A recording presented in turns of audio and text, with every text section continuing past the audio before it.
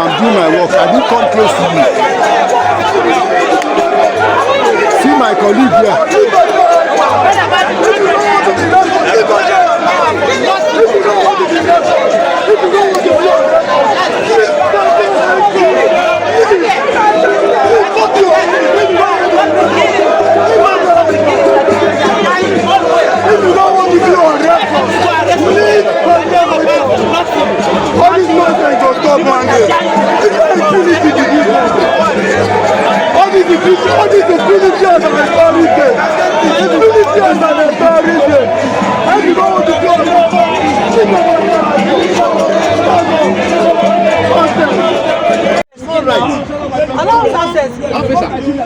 Officer, with all due respect, sir, we are only here to exercise our right by carrying a solidarity movement. You can't do it here. Nobody's stopping you. You can't do it here. Even if we don't go inside the court, look at the appropriate place we are supposed to be standing so that we'll be look at what in front of the court. This place is not where we are. So you people have been given instruction to stop us from carrying out our civil, duty, which is wrong. It's not good, officer. We are Nigerians. We are Nigerians, and the problem I have with Nigerians is that they should wake up from sleep, because whatever that goes around comes around. One day it will happen to each and every one of Nigerians if we keep on keeping silent and quiet, because this injustice and this evil that the government is being perpetrating, it will reach at every doorstep if Nigerians don't wake up. And that is why they are telling Nigerians, that Nigerian youth, that they are sleeping. It's not about today. It can happen to any other person tomorrow. This is injustice against Nigerians. Whatever that goes around comes around. Today is tomorrow it will be another person. Officer, it might be your children tomorrow. Today you are serving. There are officers who have retired. Today, look at people like Malami, look at people like Erufai. It can happen to anybody. If we don't put an end to this impunity, it can happen to anybody any day. They are abusing they are abusing the rights of the citizens. They are depriving us of our rights. It's unfair. It's very, very unfair. And Nigerian youth cannot arise because some of them think that they don't want to die. They are afraid of death. Let them do prison and put all of us in the prison. Let us kill all of us and see whether they will succeed. Our country is derailing. Our country is derailing. And Nigeria is derailing. They are killing Nigeria. They are killing our political institutions. They are destroying the judicial system. They are destroying the country. It's not about Nigerian youth, wherever you are, hear my voice and rise up. That whatever that goes around comes around. It will reach you. It will reach you. Wake up. As we are here, they come and join us. Don't stay somewhere and saying it's not about you, because it can happen to you. It can happen to your children, even the officers here. It can happen to any of you. Mola Ahmed Tinubu and his cohorts are abusing the power invested on them to govern Nigeria. They are not carrying out legitimate duties. They are infringing on the rights of Nigerians. They are trampling upon our rights. And it must go to an end. It will go to an end.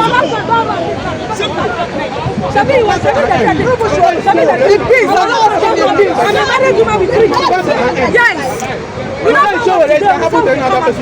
This people, they cannot be keeping quiet.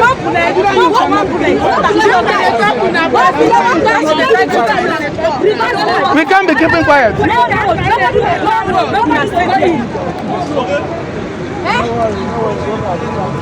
Go inside. My children don't get house. I'm not telling you if I go down, I don't go. You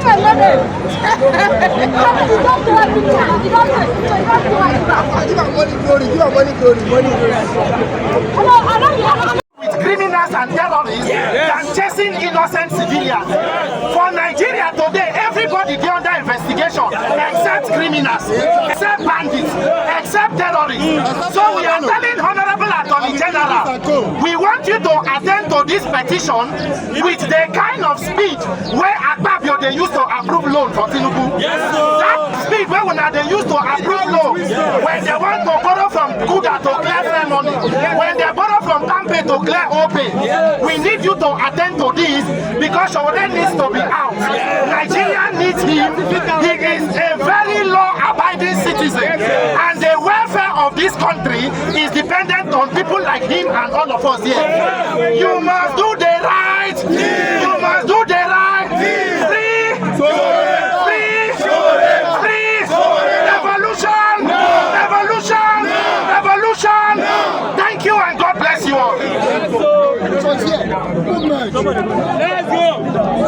President has become a dictator that dictates what happens in the country, whereby we are in democracy and we can no longer enjoy the dividends that surrounds democracy. It is quite unfortunate that President Bola Ahmed Tinubu has become a mini god in Nigeria, and we as well-meaning Nigerians, we are saying no to that. That no man born of a woman can dictate for Nigerians on what to do. As you can see, the Labour Party is gone, the ADC is gone, the what is it called, NDC. The President Bola Ahmed Tinubu government is trying so hard to make sure NDC is also gone. You understand? They are trying to implement one-party system into the country, and we as well-meaning Nigerians, we are saying no to that, because we are in democracy. We must enjoy that dividends. So President Bola Ahmed Tinubu, if you don't want 2027 general election to commence, you should come out publicly and tell Nigerians, say no, you don't want this to happen. Rather going around the circle, trying to spoil political parties, trying to deregister the political parties. You can see we are in a country whereby the INEC chairman was an APC member. The current APC national chairman was an INEC member. So what do you expect? And we have a judiciary whereby Wike is busy building houses for judges. The president is also busy buying XUV, bulletproof XUV for judges. So how do you intend to get law when you come to the court of law? The country has been ravaged. So we as Nigerians, it is time for us to stand up and demand for good governance and accountability. The president of the First Lady came out shamelessly on a national television to tell Nigerians that he's empowering Nigerians with 50,000 naira to start akara business or granite business, kulikuli business or roasted corn business. Which of his family's members does that? None. In his extended family members, none of them does that. Did the wife of the president sell granite or akara to become the First Lady? When she applied as a senator, when she contested as a senator, became a senator for 12 years, was she selling granite or was she selling akara? It is time for we to stop all this nonsense. When you go to other countries, their country are busy empowering their youth on technology and other skills. Our own, you see where a House of Rep member will come out to buy bicycle tire to give to you. That is an empowerment. A House of Rep member will come out and buy wheelbarrow to give to you. That is an empowerment. Can't they empower their own children with that kind of empowerment? You talk about our educational sector is zero. As a common Nigerian now, your safety first is not even guaranteed. The security agencies that are meant to secure you are not even secured. They are not even well trained and well taken care of. So it is time for Nigerians to stand up. Revolution is coming. If you talk, you will die. You will not talk, you will will still die. What is your reaction to the outcome? Yes, I agree. Your reaction to the outcome of the court. You can see now all the bail terms is rubbish. They are just trying to quench or seize every voice that has been opposing this failed administration. That's what they are trying to do. Bail term of 200 million, you drop your international passport, you bring a chief or what? What is that for? Where bandits are busy walking from left, right, center. Terrorists are everywhere. Shegumi, who is a supporter of bandits, that is equally a bandit, because you don't support what you don't accommodate. When you support something, that means you accommodate it. If Shettima endorses banditry and terrorism, that means he's a bandit and he's a terrorist. People like Shegumi should be sentenced. They should give them strict conditions. You see a time where you see people who come out say they are repentant bandit or repentant Boko Haram. You send them to abroad. You give them money and do the rest. Whereby many Nigerians that are agitating, you treat them like criminals. You treat them as if they are the real bandits. Meanwhile, the real bandits are being treated like first-class citizens. It's a shame. Even our security sectors, whereby a police officer or a military personnel will serve for 35 years. After 35 years, it does not have anything to go home with. It's a failed nation. A nation that wants to grow, first of all, will take care and responsibility of the security welfare. The number one priority should be the security officers. or security personnel. But it has failed. They only concentrate on the higher ranks, and the lower ranks that do the critical works are being treated like slaves.